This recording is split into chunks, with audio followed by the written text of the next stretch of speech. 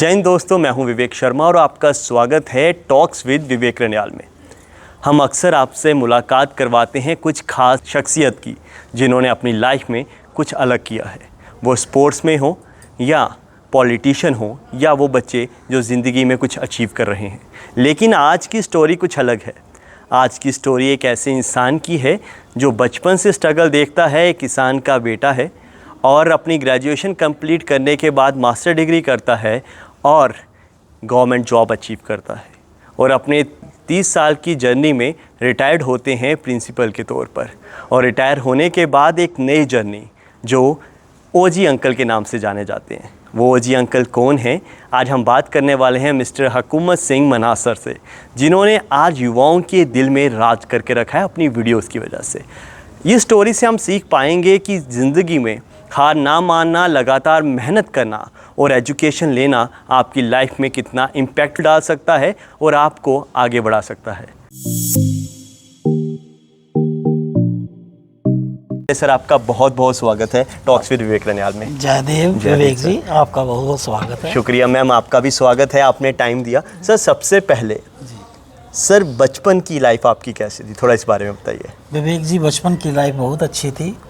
उस टाइम बहुत सी एक्टिविटी थी हमारी, जैसे गुल्ली डंडा हो गया, डांड बला हो गया, संतोलिया हो गया, तंगा चोट बांटे हो गए, गुत्ती पान हो गया। ये सारी एक्टिविटीज़ में हम बिज़ी रहते थे और शाम को खाना खाना फिर सो जाना, नींद। डिप्रेशन कोई नहीं था हमारे उस टाइम। और बड़ी चीज़ आप जैसे कह रहे हैं कि मस्त रहते थे। हाँ। और सर, आपने पहले पॉडकास्ट में आपने बताया कि आपके फादर साहब किसान थे, तो आप क्या किसान भी करते थे, उनके साथ जाते थे खेतों में? हाँ, वो ज़बरदस्ती हमें ले जाते थे, सब्जियां लगाते थे खेतों में।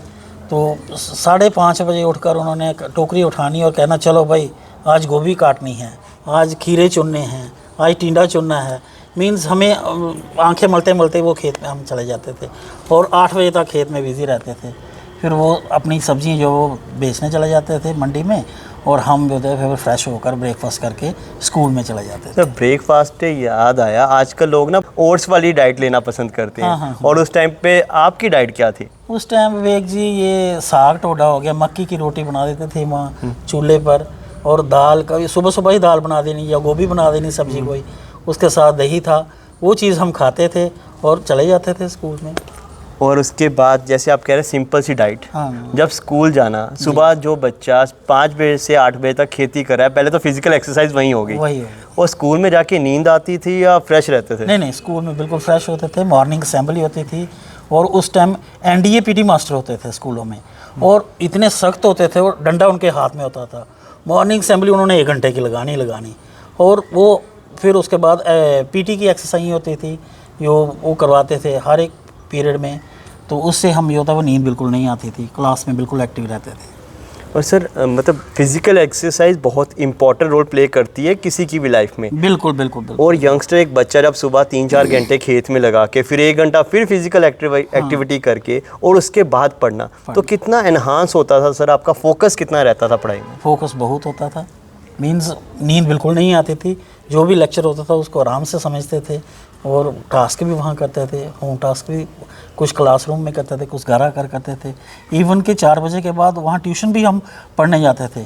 ट्यूशन रखवा दी थी, वहाँ ही ट्यूशन का काम खत्म करके फिर घर वापस आते थे। सर, मैं अब समझ पा रहा हूँ कि उस ज़माने पे पेरेंट्स भी इतने ज़्यादा एजुकेशन में स्ट्रॉन्ग नहीं थे, ज़्यादा पढ़े लिखे नहीं थे। पर उस टाइम पे आपने पढ़ा, ग्रेजुएशन करी, स्टैटिस्टिक्स में एमएससी करी, वो कितना मुश्किल था विदाउट एनी गाइडेंस? विवेक जी, गाइडेंस कोई नहीं थी हमारी फैमिली में। सिर्फ मेरे एक ब्रदर थे वो जिन्होंने ग्रेजुएशन की थी, वो उनको भी इन्होंने एग्रीकल्चर में लगा दिया था। वो हेड ऑफ़ द फैमिली थे। हम छोटे छोटे थे सब भाई बहन। तो पिताजी ने कहा भाई जिन्होंने पढ़ना है वो पढ़ो। सरकारी स्कूलों में हमें डाला गया था। तो हम वहाँ से आकर मेरी रुचि थी पढ़ने में बहुत जी। तो मैं घर आकर बड़े अच्छा काम करता, बड़ी मेहनत करता था पढ़ाई में। तो वो सुबह मुझे 4 बजे ही उठा देते थे जी। 4 बजे चारपाई लगाकर हम बाहर ही सोते थे जी। तो जॉइंट फैमिली थी, तो वहाँ सो जाना। उन्होंने 4 बजे सबसे पहले मुझे उठाना, भाई उठ भाई, किताब दे देनी और बल्ब बाल देना। तो मुझे नींद आनी, फिर उन्होंने पीछे से बोलना, भाई अब तू सो रहा है, सोना बिल्कुल नहीं है, पढ़ना है आपको। तो ऐसे मैंने मेहनत की। मतलब बड़े भाई की गाइडेंस ज़्यादा थी? हाँ, बड़े भाई और पिताजी की गाइडेंस। तो सर जैसे आपको उस टाइम कितना मुश्किल था, मतलब कैसे जर्नी स्टार्ट हुई? मतलब रिसोर्सेज नहीं थे, आज तो इंटरनेट है, बहुत मोबाइल्स हैं बच्चों के पास, टीचर्स हैं, पर उस टाइम आपने कैसे अपनी जर्नी स्टार्ट की? थोड़ा इसमें डीप में जाइए सर। हाँ हाँ, मीन्स मोबाइल के बिना हम किताबें भी लेते थे, किताबें स्कूलों से मिल जाती थी, बस वही आकर घर स्टडी करनी।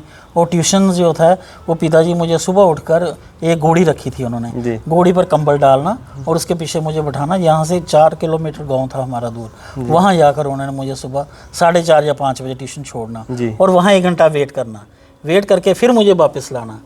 फिर हम बस ऐसे ही मेहनत की हम लोग। मतलब टाइम कुछ भी है, पेरेंट्स अपने बच्चों के लिए हद तक जाते हैं, हद तक जाते और उनको अचीव कराने के लिए हर चीज़, हर पॉसिबल कोशिश करते हैं। बिल्कुल बिल्कुल। सर ये तो थी आपकी बचपन की, कोई ऐसी शरारत याद है बचपन की जिसके लिए आपको बहुत मार पड़ी हो घर वालों से? हाँ हाँ, मैं सुनाता हूँ।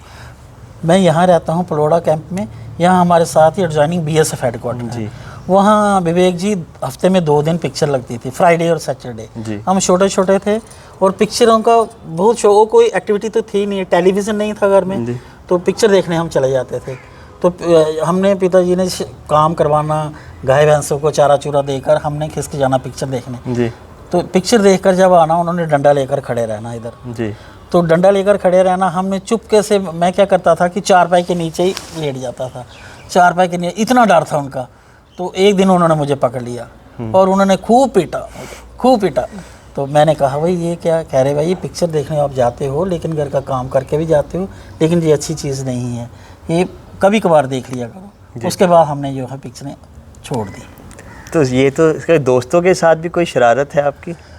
दोस्तों के साथ भी शरारत है, थोड़ा बताइए। हाँ दोस्त ये थे कि उन्होंने, जब हमने घर आना स्कूल से आकर, तो उन्होंने एक सीटी मारनी, सीटी ऐसे मारते थे, सीटी सिग्नल यही था उस टाइम, मोबाइल नहीं था, सीटी मारनी और हमें इकट्ठे हो जाना और उनके साथ चले जाना। पूरा दिन, 2 महीने की छुट्टियां होती थी, पूरा दिन घर से बाहर रहना और उनके साथ खेलते रहना। तो बस जब घर आना, फिर घर में वही डांट पड़नी इनके पिताजी से, भैया आप पूरा दिन कहाँ थे? हमने कहा दोस्तों के साथ थे। फिर दोस्तों को भी उन्होंने घर आकर बुलाना, उनके वालिद पेरेंट्स को भी बुलाना, उनको भी बुलाना, भाई आपके बच्चे ने मेरे बच्चे को ख़राब कर दिया है, इसको संभालो, नहीं तो मैं इनको पीटूंगा। ऐसी और तब तो कोई भी किसी को पीट सकता था, इतनी फ्रीडम थी शायद। बिल्कुल, कोई डर नहीं था किसी। आप पड़ोसी के दावे से वो कहते थे भाई तुम्हारा बच्चा ख़राब है, मैं इसको ठीक करूँगा। आजकल तो कोई बोल ही नहीं सकता। बिल्कुल। सर उस टाइम पे जब आप बचपन में, वो ऐसी कौन सी चीज़ है खास करके आप मदर की जो खाने में जो मिस करते हो अभी भी? विवेक जी, मैं मदर का जो चुल्ली का फुल्का है वो बहुत मिस करता हूँ। उन्होंने हमें बिठा देना ऐसे फूड़ी डालकर और कहना भाई बेटा, हमने थाली ले लेनी अंदर से रखना। मैंने कहा पहला फुल्का लेना है चुल्ली का। वो फुल्के गरम आते थे, खाने का बड़ा मज़ा आता था और बड़ा सुकून होता था उनकी उससे रोटी का। भिंडी बड़ी अच्छी बनाते थे। ओके, तो सर उसके बाद आपका कॉलेज की जर्नी शुरू हुई, आपने MM कॉलेज से अपनी ग्रेजुएशन करी, थोड़ा इस बारे में बताओ सर। MM कॉलेज में जब हम गए, वहाँ कंपाउंड आर्ट्स रखा हुआ था मैंने, मैथ और स्टैटिस्टिक्स और इकोनॉमिक्स, इसको कंपाउंड आर्ट्स बोलते थे, वहाँ रख दिया। मेरे मामा जी जो थे वो रिटायर्ड CEO थे उस टाइम, उन्होंने कहा कि आप स्टैटिस्टिक्स रखो, तो ये मैंने रख लिया सब्जेक्ट और वहाँ एडमिशन ले लिया MM कॉलेज में। वहाँ से हमने ग्रेजुएशन की स्टैटिस्टिक्स में। तो वो कॉलेज का टाइम था जो बहुत अच्छा था। यहाँ से हम बस में जाते थे, जीवल उतरते, जीवल से कोई मेटाडोर नहीं थी, ऑन फुट जाते थे MM कॉलेज। वहाँ से MM कॉलेज से फिर हम वापस आते थे, फिर घर आना, फिर यहाँ से आकर घर का काम करना, ये चीज़ें थी। तो वो उस टाइम कल्चर क्या था? क्या उस टाइम भी लड़ाई झगड़ा मस्ती या मूवीज़ देखना वो कंटिन्यू रहा या वो छोड़ गया? नहीं, मूवीज़ वगैरह हमने छोड़ दी, मस्ती भी कम हो गई कॉलेज के टाइम। लेकिन कुछ हमारे साथ फ्रेंड्स आते थे, जैसे बसों में लड़ाई होती है, या कोई सांबे के लड़के हो गए या कठुआ के लड़के हो गए, या मेन डिग्री कॉलेज एक ही था, 2-3 थे यहाँ, बाकी तो बाद में बने। तो वो मोस्ट इवेंट्स होते रहते, लेकिन हम उनमें इन्वॉल्व नहीं होते थे, हमें सीधे अपना पढ़ना और घर आ जाना। जब आप ग्रेजुएशन कर रहे थे तो आपके माइंडसेट क्या था कि मैं क्या करूँगा आगे जाके? क्या विज़न था आपका उस टाइम? विवेक जी, उस टाइम मेरे में कोई विज़न नहीं था। मैंने सोचा ग्रेजुएशन करके चलो कोई ना कोई छोटी मोटी नौकरी मुझे मिल जाएगी जी। मैं इसी पेरेंट्स भी पढ़े लिखे नहीं थे, उन्होंने कहा भाई पढ़ते ही जा जितना पढ़ना। उनको क्या पता था कि बाहर ग्रेजुएशन किया है या पोस्ट ग्रेजुएशन किया है। हम भी उसमें लगे। जब ग्रेजुएशन करने के बाद हमने ये माइंड में रखा कि कोई भी जो जॉब होता है वो ग्रेजुएशन बेस पर होता है, चलो कहीं ना कहीं हम अप्लाई करेंगे ग्रेजुएशन करके। ये विज़न था हमारा। मतलब अगर बच्चे कह रहे हैं कि रिसोर्सेज नहीं है या विज़न नहीं है, तो आप अपने टाइम में, मैं वो जो समझ पा रहा हूँ, तो उस टाइम तो विज़न ज़ीरो था। Vision zero. आज पेरेंट्स बच्चों को गाइड कर रहे हैं कि तुम ये कर सकते हो, ये अपॉर्चुनिटी है, 1 2 3 4 5 अपॉर्चुनिटी है। तो आप कैसे देखते हो आज का सिनेरियो और उस टाइम के सिनेरियो को? आज का सिनेरियो यह बच्चे के लिए बहुत वाइड है, क्योंकि पेरेंट्स भी उसको गाइड कर रहे हैं, सोसाइटी भी गाइड कर रही है कि आप ये ना ये करो जी। तो बच्चा जो है वो अपना टारगेट अचीव कर सकता है, करने वाला हो तो जी। क्यों नहीं कर सकता। बच्चे में अपनी वो कॉन्फिडेंस होना चाहिए और माइंड सेटअप होना चाहिए कि मैंने ये चीज़ करनी है, तो वो ज़रूर करेगा। ऐसी कोई बात नहीं। आपकी ग्रेजुएशन कंप्लीट हुई, फिर आपने स्टैट में पोस्ट ग्रेजुएशन करी, इस बारे में थोड़ा बताओ। ग्रेजुएशन और पोस्ट ग्रेजुएशन में 5 साल का डिफरेंस है। ओके। उस टाइम ग्रेजुएशन करने के बाद मैं थोड़ा ऐसे ही हो गया, मींस घर के कामों में बिज़ी। पिताजी ने सब्जी का काम था, इनके साथ हेल्प करना, मींस पढ़ाई की तरफ मैं बिल्कुल साइड पर निकल गया। तो फिर हमारे जो रिश्तेदार थे वो कह रहे थे लड़का ग्रेजुएट है, इसको किस काम में लगा दिया आप लोगों ने, कभी ये सब्ज़ी बेचता है, कभी ये काम करता है, तो कहीं ना कहीं और प्राइवेट नौकरी कर ले। तो मैं प्राइवेट जॉब के लिए लुधियाना चला गया जी। लुधियाना एक नीडल फैक्ट्री थी, क्योंकि ग्रेजुएशन बेस पर कोई वहाँ टेक्निकल काम होता था, तो हम अकाउंट्स का काम थोड़ा जानते थे। वहाँ हमने कोई 2 महीने काम किया, फिर पेरेंट्स ने मुझे वापस बुला लिया। उसके बाद पीजी डिपार्टमेंट यहाँ खुला स्टैटिस्टिक्स का, मैंने यहाँ अप्लाई किया तो मेरा मेरिट लिस्ट में नाम आ गया, तो मैंने यहाँ से पीजी कर लिया। सर, वो जो नीडल कंपनी का आपका जॉब का 2 महीने का एक्सपीरियंस है, वहाँ से आप क्या हार्डवर्क था, घर से दूर रहना, खाना का भी दिक्कत, वो कैसे, वो थोड़ा सिनेरियो वहाँ का बताओ सर। वो ये था कि मेरा फ्रेंड था मेरे साथ वहाँ, वो पंजाब का ही था, यहाँ किराए पर रहता था, वो हमें ले गया वहाँ। जी। वो कहता वहाँ फैक्ट्रियाँ बहुत हैं, वहाँ कोई ना कोई काम मिल जाएगा। मैं भी चला गया यहाँ से उसके साथ। तो वहाँ पहले 5-7 दिन तो ऐसे ही हम फैक्ट्रियों में घूमते रहे, इंटरव्यू देते रहे, कोई सेलेक्ट ही नहीं करे। फिर जब एक नीडल फैक्ट्री में सिलेक्शन हो गई, फिर काम था वहाँ अकाउंट्स का, 10 से लेकर 4 बजे तक वहाँ बैठना। जी। तो हम इतने एक्सपर्ट भी नहीं थे उस टाइम, तो फिर एज ए हेल्पर ही उन्होंने लगाया था। वो काम करते करते करते हम 5 बजे घर आना, फिर खाना बनाना, पैक करना, फिर सुबह चले जाना। ये 2 महीने की एक्टिविटी थी। खुद बनाना सेल्फ, और सुबह जॉब पे जाना, आके फिर बनाना। सर, आपकी फर्स्ट सैलरी कितनी थी?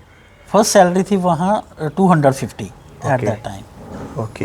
और जब आप कह रहे थे आप सब्जी की रेडी भी लगाते थे, बिल्कुल। उस टाइम कैसा था कि एक ग्रेजुएट बच्चा, आज का 12th का बच्चा भी कहता है कि मैं ये काम नहीं कर सकता, शर्म समझता है। एक ग्रेजुएट करा हुआ बच्चा और जो स्ट्रगल कर रहा है ज़िंदगी में, और पेरेंट्स सब्जी के साथ उनके साथ हेल्प कर रहा है सब्जी बेच, उस टाइम ये सोचा था कि कभी मैं प्रिंसिपल बनूंगा? नहीं, मेरे माइंड में ऐसी बात नहीं थी, लेकिन मैंने पढ़ाई कर रखी थी और मैं सोच रहा था जब तक जॉब नहीं मिला चलो कोई ना कोई काम कर लूँ। सब्जी का काम भी सुबह उठकर मंडी जाना, फिर फड़ी लगानी और शाम को घर वापस आना, तो सोर्सेज ऑफ अर्निंग था। तो मैं किसी से पैसे नहीं मांगना चाहता था। और कब मैंने होम ट्यूशन्स भी रखी थी घर में। घर में ट्यूशन भी पढ़ाता था छोटे बच्चों को, उससे भी मेरा काम जो था वो चलता रहता। मतलब पढ़ाई है तो आपको कहीं ना कहीं हेल्प देती है। बिल्कुल। जो पढ़ाई छोड़ देते हैं वो एक चैलेंज अपने लिए खुद क्रिएट कर पढ़ा लिखा, मेरी तो ये एडवाइस है कि पढ़ा लिखा इंसान जो है वो कभी भूखा नहीं मर सकता। बिल्कुल, ये चीज़ बिल्कुल है। वो कहीं ना कहीं से अपनी अर्निंग जरूर निकालेगा। फिर उसके बाद आपकी जॉब लगी? बिल्कुल, वो उस बारे में बताओ। हाँ, 94 में मेरी जॉब लगी, तो मुझे अपॉइंटमेंट लेटर मिला डिस्ट्रिक्ट करगिल का फॉर 5 ईयर्स। हाई एल्टीट्यूड था वो। तो मुझे घर वाले बोलने लगे भाई करगिल, रिश्तेदार बोले करगिल ये बड़ी बुरी जगह है, आप वहाँ जाओगे। एज भी मेरी जा रही थी, 29 में मेरी जॉब लगी, 29 प्लस था मैंने कहा भाई अब अगर मुझे काला पानी भी जाना पड़े, I am ready to go. मैं चैलेंज करता हूँ। तो मैंने जो है वो वहाँ ज्वाइन कर लिया 5 साल के लिए। एक डोगरा लड़का जो प्लेन में रह रहा है, हाँ, और हाई एल्टीट्यूड में जाके जॉब कर रहा है, तो क्या चैलेंजेस आए थे आपको? चैलेंजेस बहुत आए थे विवेक। वहाँ इतना माइनस टेम्परेचर होता था वहाँ। जी। पहले तो यहाँ से जाना, हवाई जहाज़ में हम कभी चढ़े नहीं थे, यहाँ से हवाई जहाज़ में उन्होंने कॉटन दिया, तो हमने सोचा कॉटन जो है वो ऐसे कोई बोला होंठों को लगाना है, ऐसी कॉटन उन्होंने कान के लिए था कि जब लैंड करेगा गूं की आवाज़ आएगी तो आपके कान जो है वो कहीं पर्दा ना फट जाए। तो हमें पता ही नहीं था क्योंकि जहाज़ में कभी सफ़र ही नहीं किया। तो जब वहाँ लैंड करने लगा तो गूं की आवाज़ आई, हमने कॉटन ऐसे होठों में लगाकर फेंक दिया तो वो गूं की आवाज़ गूंजती रही, कान के पर्दे बच गए। कानों के पर्दे बच गए। सर कैसा एक्सपीरियंस था? हमारा मिडिल क्लास फैमिली का ये होता है एक बार एरोप्लेन में जाना। हाँ एक बार। तो वो पहली फीलिंग कैसी थी? वो बहुत अच्छी फीलिंग थी एरोप्लेन में जाना। थोड़ा बताओ ना सर। हाँ, एरोप्लेन में हम बैठे तो हमें नहीं था कि वो हम बटन लगे होते हैं, ऐसे करो तो एयर होस्टर आ जाती है आगे। तो हम 3-4 लड़के बैठे थे, तो मैगज़ीनें थी, मैगज़ीन लगी होती हैं, मैगज़ीन पढ़ने लगे। तो वो मैंने कहा ये बटन किसके लिए? कह रहे हमने कह रहे सर दबाओ इसको। मैंने दबाया बटन को तो air होस्टर, may I help you? तो मैंने कहा एक ग्लास ऑफ वाटर। फिर वो पानी के लिए। हाँ, फिर मुझे पता चला कि ये बटन इस पर्पज़ के लिए है। ये मतलब अच्छा फन था ना, बटन दबाओ तो लड़की आ रही है। तो ये आपकी जर्नी रही। उसके बाद जस्कार में भी आपने हाई एल्टीट्यूड में हाँ, जस्कार में 1 साल दिया सर। तो वहाँ का मौसम, टेम्परेचर, हर चीज़ अलग। डोगरा के लिए रहना थोड़ा मुश्किल है, बहुत मुश्किल है वो, क्योंकि वो एक तो हमारा फिजिकल स्टैंडर्ड इतना हाई नहीं है जितने हमारे लद्दाखी भाइयों का है। बिल्कुल बिल्कुल। तो वहाँ पे कैसे रहते थे सर? वहाँ पर सर जहाँ एक तो वहाँ हेली सर्विस थी, कारगिल टू जंस्कार हेली पर गया जी। हेली सर्विस थी। हेली सर्विस से हमने वहाँ लैंड किया। फिर हम वहाँ जो थे वो कच्चे मकान थे और जो छोटे छोटे खेत थे उन्होंने गोंचों से लगाए थे, लंबे लंबे उनका ड्रेस था जी। लोगों का। तो ऐसी एक्टिविटी थी। फिर जब हमने वहाँ ज्वाइन किया तो हेडमास्टर साहब थे, हाई स्कूल में मेरी पोस्टिंग थी वहाँ जी। हेडमास्टर साहब को बुद्धिस्ट थे लोग, मैंने उनको बुद्धिस्ट को वहाँ जूले बोलते हैं जी। मैंने कहा जूले सर। कह रहे जूले। आपका नाम? मैंने कहा हुकूमत सिंह सर। कह रहे ठीक है। मैंने कहा सर मैंने ज्वाइनिंग रिपोर्ट उसी के घर पर रख दी। कह रहा ठीक है, आप ज्वाइनिंग रिपोर्ट यहाँ दे दो। मैंने कहा स्कूल? कह रहा दरिया के उस पार है स्कूल, सुबह जाएंगे वहाँ। मैंने कहा सर कैसे जाएंगे? कह रहा हम घोड़े पर जाएंगे। उन्होंने चपड़ासी को बुलाया और एक घोड़े पर मेरा सामान रख लिया और एक घोड़े पर मुझे बैठा दिया। मीन्स घोड़े पर दरिया क्रॉस करके स्कूल में हम फिर पहुँचे। कितना डिस्टेंस था उस? डिस्टेंस को तो 4.5 किलोमीटर था। अच्छा। बिल्कुल 4.5 किलोमीटर जाना और 4.5 किलोमीटर आना। हाँ बिल्कुल। वहाँ पे सर जब आपके गए फर्स्ट पोस्टिंग होगी वहाँ पे, क्या डिफरेंस लगे लद्दाख के लोगों में और जम्मू के लोगों में? क्या डिफरेंस लगा आपको? बहुत बड़ा डिफरेंस था। उनकी बोली अलग थी, उनका खान पीन अलग था, हमारा खान पीन अलग है। तो फिर भी अपने आप को एडजस्ट तो करना है वहाँ। तो हमने बोला कि यहाँ रहना है, अब इन्हीं के साथ थोड़ा घुल मिल जाएँ तो तभी हमारा टाइम पास हो सकता है जी। अगर इनसे थोड़ा हम दूर रहें हम बिल्कुल बोर हो जाएंगे जी। तो हमने उनके साथ मिक्सअप रहे थोड़ा और अच्छा टाइम निकाला। सर उनका क्या कल्चर है जो आपको लगता है कि हमारे जम्मू वालों को अडॉप्ट करना चाहिए? उनका कल्चर जो है वो साफ़ सुथरे लोग हैं। वो बुद्धिस्ट जो हैं वो साफ़ सुथरे हैं, दिल के साफ़ सुथरे हैं और खुश मिजाज हैं। मीन्स छोटा सा वो एरिया था और उसी में उनकी खुशी थी। दुकानदार थे वहाँ, फॉरेनर बहुत आता था और कुछ लोग थे वो फॉरेनर के गाइड बन जाते थे वहाँ, सोर्सेज ऑफ अर्निंग उनसे मिलता था। तो मीन्स वो लोग बहुत खुश थे। तो छोटी सी बस्ती थी, सोर्सेज भी लिमिटेड थे लेकिन खुशी बहुत थी वहाँ। तो मेरा कहने का ये मतलब है कि इंसान को खुश रहना चाहिए चाहे सोर्सेज जितने मर्जी हों। लिमिटेड रिसोर्सेज में भी अगर आप सेटिस्फाइड हैं हाँ बिल्कुल तो ज़िंदगी अच्छी। फिर आपकी लाइफ की सर सेकंड इनिंग शुरू हुई। बिल्कुल। मतलब जॉब लगी, उसके बाद शादी किस एज में हुई? मैम से कैसे मिले? लव मैरिज थी या अरेंज मैरिज थी? ये विवेक जी अरेंज मैरिज थी। मैंने यूनिवर्सिटी से पीजी थी। मेरे फादर इन लॉ जो थे वो AR थे यूनिवर्सिटी में, असिस्टेंट रजिस्ट्रार। ये कोतवाल फैमिली से बिलोंग करते हैं। तो मेरे जीजा जी थे एक, वो यखनूर में रहते हैं, मेरे मासी के जवाई लगा। वो मुझे बोलने लगे, ऐसे तो सब बोलते थे ऐसे आदमी 30+ हो जाता है रिश्ते करवाते हैं लोग, कोई नहीं बोलता भाई क्या कराना रिश्ता, मुड़ा बड़ा मजाजी है, ठीक है ना। तो लेकिन हम ऐसे नहीं थे। अच्छा। फिर वो जीजा जी आए, कह रहे मास्टर जी आपका रिश्ता करवाएं।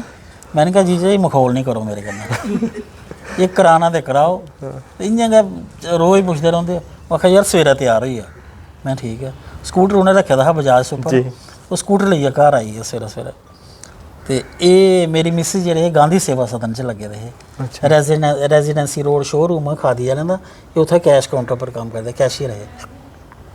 ਉਹਨੇ ਸਕੂਟਰ ਸਟਾਰਟ ਕੀਤਾ ਤੇ ਮੈਂ ਬੈਠਾ ਪਿੱਛੇ ਗਈ ਉੱਠੀ 10 ਵਜੇ ਦੁਕਾਨ ਖੁੱਲਦੀ ਆ 9:30 ਵਜੇ ਉੱਥੇ ਪੁੱਜੀਏ ਜਲਦੀ ਪੁੱਜੀਏ 9:30 ਪੁੱਜੀਏ ਤੇ ਦੇਖਦੇ ਦੁਕਾਨ ਖੁੱਲੀ ਜਿੱਲੇ ਤੇ ਉਹ ਫਿਰ ਆਪਣਾ ਕੱਪੜੇ ਛਪੜੇ ਬਾਹਰ ਕੱਢਦੇ ਲਟਕਾਉਂਦੇ ਇੱਧਰ ਉੱਧਰ ਪਈ ਦੁਕਾਨ ਦੀ ਡੈਕੋਰੇਸ਼ਨ।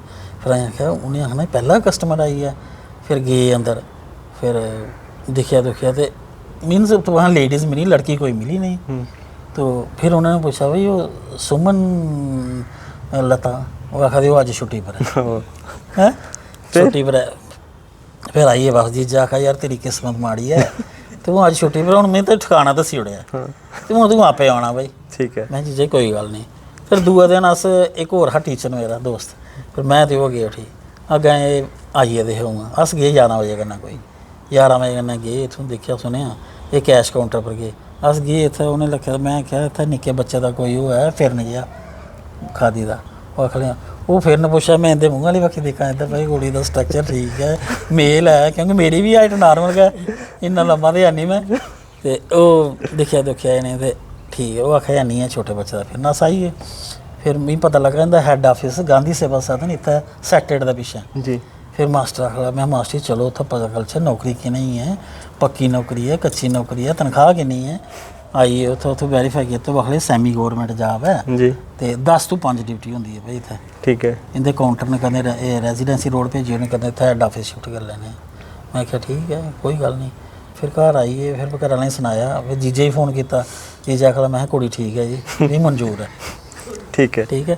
तो वो आखले ठीक है भाई। मदर की आखे मदर फादर का ये ऑप्शन आ भाई कुड़ी तुझी पसंद होनी चाहिए, सानू कोई इनकार नहीं है ਉਹਦੇ कन्नै उस जमाने च बिल्कुल। तो मैं यस करियर मैं कुड़ी ठीक है। नहीं मैम तुसने जज किया है उसले? नहीं मिगी पता नहीं है दिक्खना है ते मैं नहीं दिखिया भी नहीं है। ਤੁਹਾਡੀ ਸਾਈਡ ਦੀ ਸਟੋਰੀ ਕੀ ਹੈ? ਤੁਹਾਡੀ साइड तो स्टोरी है कि साढ़े कन्नै मम्मी काम करते हैं उत्थे जी, मैं आयुर्वेदिक हॉस्पिटल ते उंदे नर्स आंदी ही इत्थे, उन्हें आख्या कि एक कड़माई है इत्थे पलोड़े ते उत्थे करनी है तुसें ब्याह श्याह करना है कुड़ी दा नहीं। मम्मी ने आख्या तुस गल चलाओ अगे अस कर लैगे।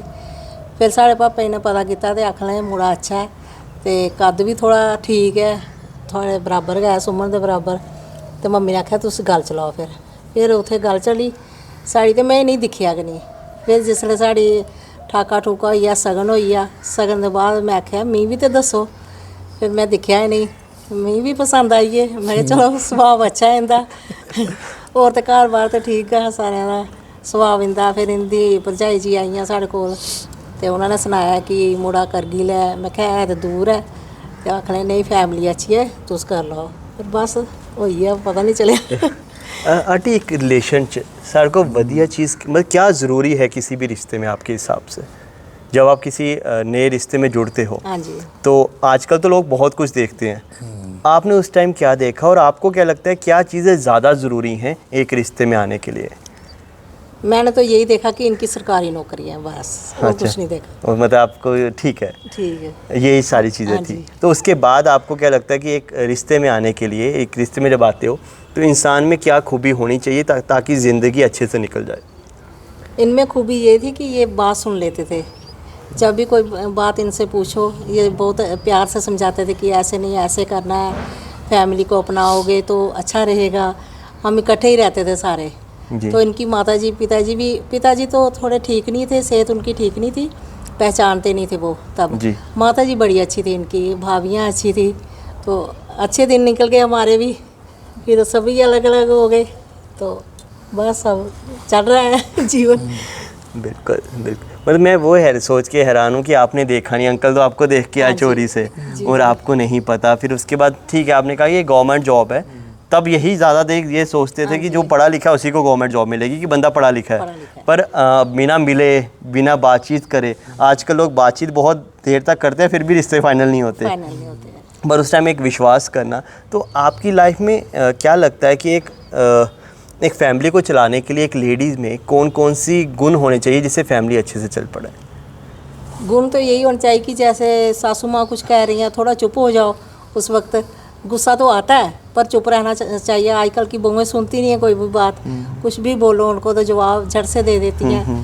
तो थोड़ा शांत रहना चाहिए तो ज़िंदगी बड़ी अच्छी निकल जाएगी आपकी। पेशेंस, जी, पेशेंस इम्पॉर्टेंट है। हाँ जी।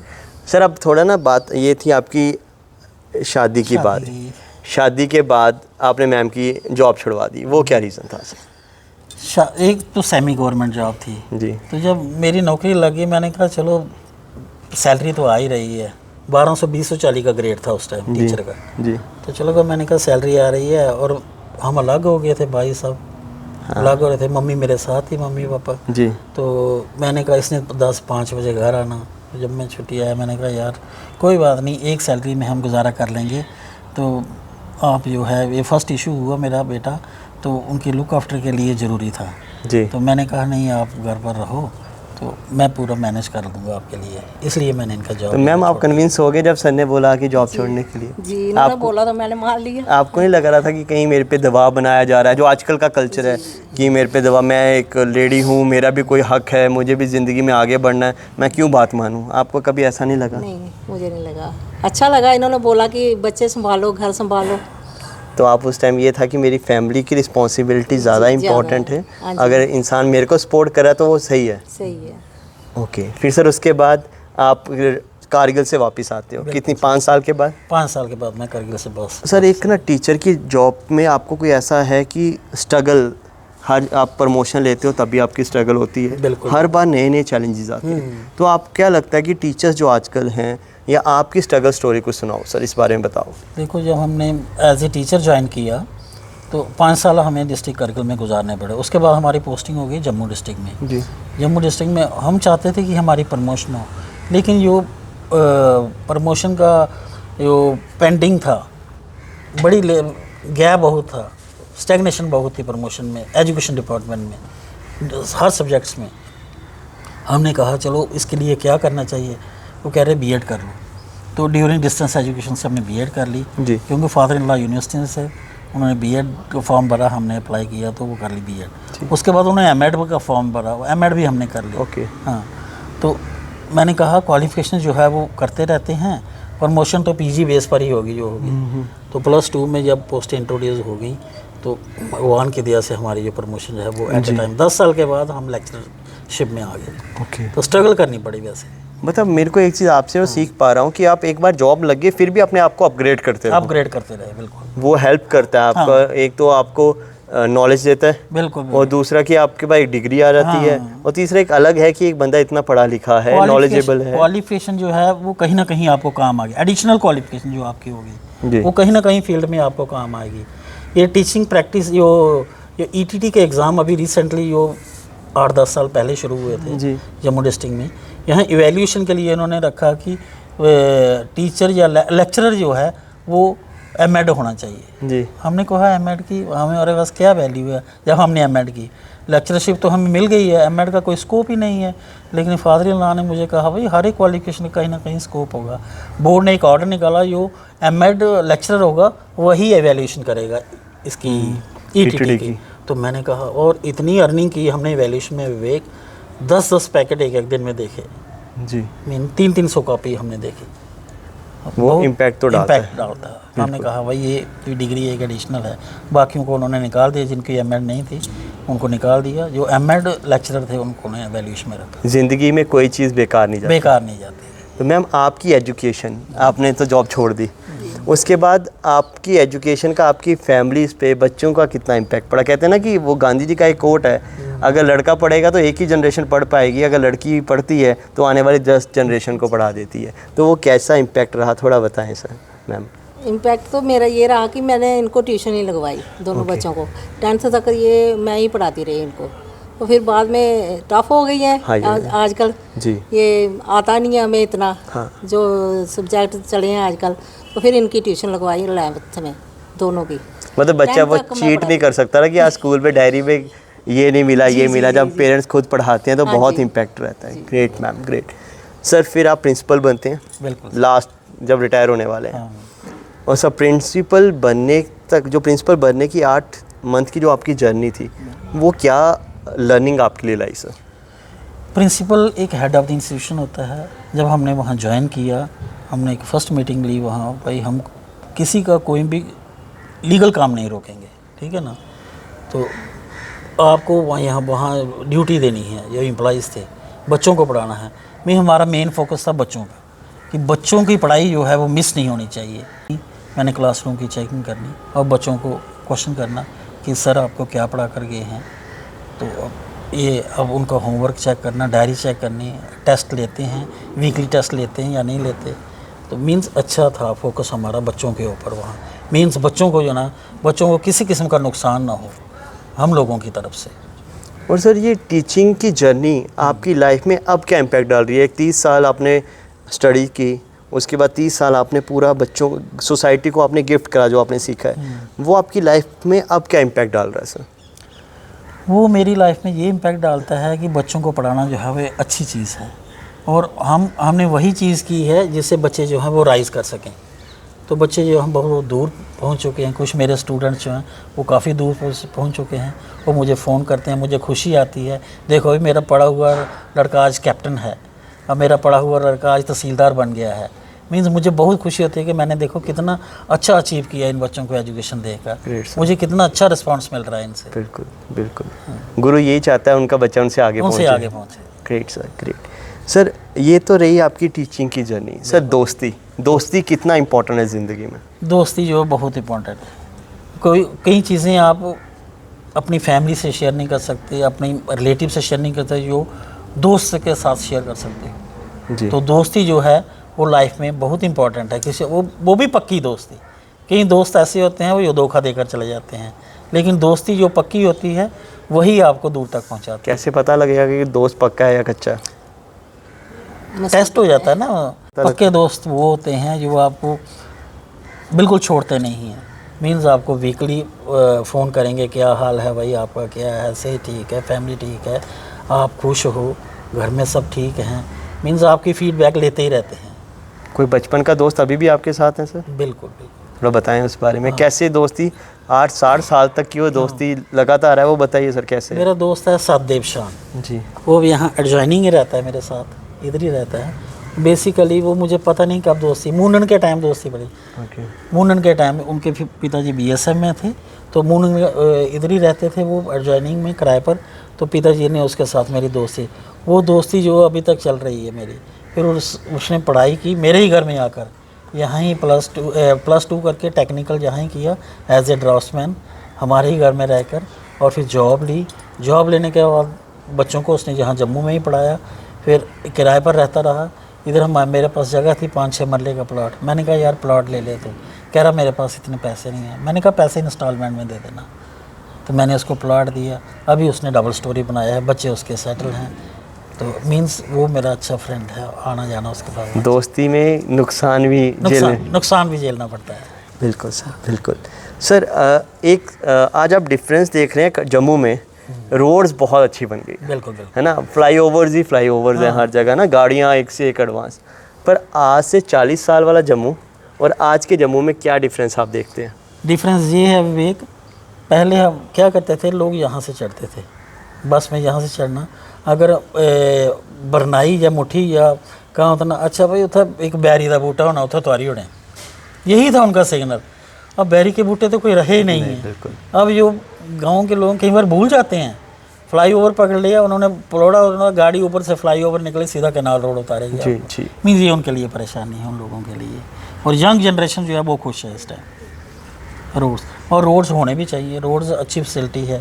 अब आपके कठुए के रोड जो बन रहे हैं, 1.5 घंटे कंप्लीट होने पर 1 घंटे में आपको यहाँ पे जम्मू पहुँच जाएगी। बिल्कुल, फैसिलिटी बहुत अच्छी है। पर आप क्या मिस करते हो जम्मू में रोड्स के लिए? नहीं, ऐसे जो पुराना जम्मू और आज का जम्मू क्या मिस करते हो? मिस यही है कि ट्रैफिक बहुत है इस टाइम, तो आदमी चल नहीं सकता। पहले पुराने में क्या था कि आदमी पैदल चलते चलते, कोई भी गाड़ी एक आधी चलती थी, आदमी आराम से सैर करके इधर उधर। अब आदमी चल भी रहा हो तो बचना पड़ता है, कोई पता नहीं पीछे से आदमी स्कूटी मार दे। ठीक है ना, मीन ट्रैफिक बहुत है और पोल्यूशन बहुत हो गया सिटी में गाड़ियों की वजह से, जो पहले नहीं था। पहले हमारी जम्मू शांत थी। अब सिर्फ टी की आवाज़ की आवाज़ आती है। तो सर एक तो कुजीन हमारा जम्मू कश्मीर का हर जगह फेमस है, खाने के लोग शौकीन हैं, और हमारी जो खाना है हर जगह लोग खाते हैं।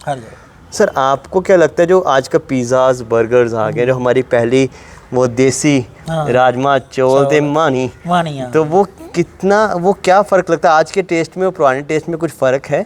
या यूथ को आप क्या कहना चाहते हो कि हाँ भाई आप अगर फॉलो कर रहे हो डोगरा कल्चर, थोड़ा खाने को भी फॉलो करो? इस बारे में थोड़ा बताओ सर। हम यूथ को यही एडवाइस देना चाहते हैं कि ये पुरानी चीज़ें हैं खाने पीने की, जैसे दाल चौल अंबल राजमा मां छोलें दी दाल या मदरा वगैरह, ये चीज़ां जेह्ड़ियां तुसें खानियां चाहिदियां।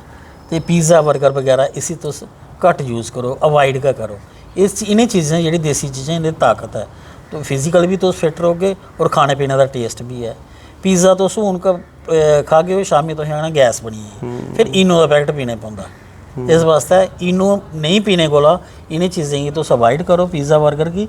और ये चीज़ जेह्ड़ा डोगरा कल्चर दी जेह्ड़ियां चीज़ां न सारियां बनाई दियां राजे महाराज दा टाइम ये बड़ियां अच्छी न। एह्दे कन्नै बंदा फिजिकल भी फिट रौंह्दा और खाने दी कैपेसिटी जेह्ड़ी है ओह् भी अच्छी होंदी बंदे दी। बिल्कुल। हून सर तुसें राजा होरां दा जन्मदिन मनाया बड़े शौक नाल, बच्चे तुहाडे गले भी मिले, बिल्कुल जी, बड़े प्यार भी दित्ता। सर साढ़ा डोगरा कल्चर बड़ा महान कल्चर है। साढ़े राजा होरें एजुकेशन सिस्टम की एनहांस किया, रोड्स बनाइयां, है ना, कितना कुछ सिक्योरिटी आस्ते किया, सब कुछ किया। तो तुहानूं केह् लगदा कि राजा साहब दी लाइफ दा केड़ा पहलू यूथ की फड़ना चाहिए ताकि वो अगे बधन? महाराजां दा इतिहास पढ़ना चाहिए, उंदी जेह्ड़ियां अच्छी चीज़ां जियां जोरावर सिंह ने लड़ाइयां लड़ियां अग्गां आनियां, वो चीज़ां पढ़नियां चाहिए। भाई देखो किन्ने लोग शूरवीर है, मैंटली किन्ने हो, फिजिकली किन्ने स्ट्रोंग है। ये अजकल दी जनरेशन की ये चीज़ां जेह्ड़ियां अडॉप्ट करनियां चाहिए। वो आखते ना लिटरेचर एक इंसान की लाइफ च सारे को ज़्यादा इंपैक्ट पाता है। बिल्कुल जी। और आखते इंसान फिजिकली स्ट्रोंग उसला ही होंदा जब वो मेंटली स्ट्रोंग है। और मेंटल स्ट्रोंग तब तक नहीं हो सकते जब तक हम किसी अपने शूरवीरों की कहानी नहीं पढ़ते। हमारे राजाओं ने क्या किया, उनका ब्लड अगर हमारे अंदर फ्लो कर रहा है तो वो सेम ब्लड है, पर उनकी जो वॉरियरिज्म था, कैसे वो आगे बढ़े, इतनी बड़ा राज्य बनाया और कैसे कैसे उन्होंने यूथ को, दुनिया को आगे बढ़ाया, तो हम वो तभी सीख पाएंगे जब उनके बारे में पढ़ेंगे। बिल्कुल बिल्कुल। और कहते हैं जब तक हम अपना इतिहास नहीं पढ़ सकते तो हम आगे नहीं बढ़ सकते। नहीं बढ़ सकते। तो ये अगर हम रियलिटी में अगर हम आगे बढ़ना चाहते हैं तो हमें पता हो कि डोगरा इन कश्मीर कैसे वो आगे बढ़े, कैसे गिलगित फतेह किया। बड़ी इंपॉर्टेंट बात आपने बोली है सर। और सर एक लास्ट में आपसे एक चीज़ जानना चाहूँगा कि आपको आज की जनरेशन में और आपकी जनरेशन में क्या गैप दिख रहे हैं, और वो गैप अच्छे हैं या बुरे हैं सर? इस बारे में बताइए। कुछ चीज़ें जो हम मिलती हैं आज की जनरेशन और पुरानी जनरेशन में, लेकिन कुछ चीज़ें जो वो नहीं मिल रही। आज की जनरेशन जो है मेन जो है वो मोबाइल पर ही बिज़ी रहती है। मेरी एडवाइस इनको यही है, थोड़ा फिज़िकल एक्टिविटी करें, मीन स्पोर्ट्स में हिस्सा लें। अगर आपको कोई काम नहीं मिल रहा तो वो स्पोर्ट्स में एक्टिविटी रनिंग करें या कुछ और गेमें वगैरह खेलें जिसमें आप आगे निकल जाएँ।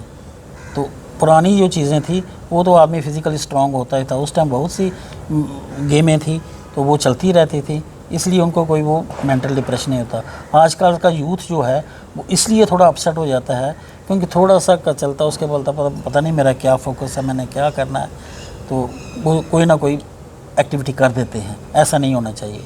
तो इनको जो है मोबाइल से हटकर थोड़ा रहना चाहिए और गेम्स या और इम्पोर्टेंट मैगजीन्स पढ़ें या कुछ और चीज़ों पर ध्यान दें। और वो कहते हैं हमारी बॉडी में जब हम अच्छा एक्सरसाइज करेंगे तो हम डाइट भी अच्छी खाएंगे। बिल्कुल बिल्कुल। और वो अच्छी डाइट हमें स्ट्रॉन्ग बनाएगी और हमारी एफिशिएंसी बढ़ेगी। Great sir, great sir. एक चीज़ है ना वो मिट्ठी है डोगरें दी बोली ते खंड मिठे लोग डोगरे, गल नहीं हो सारदे ते बोली नहीं हार दिंदे जवाब तोली। सर मिट्ठी बोली डोगरा जिहड़ी बटालियन भी है, यूनिट भी है, उसी जेंटलमैन यूनिट बोलते हैं। डोगरा जिथे भी हैं उनकी बातचीत, उनका चलने का ढंग, रॉयल्टी वो अलग है।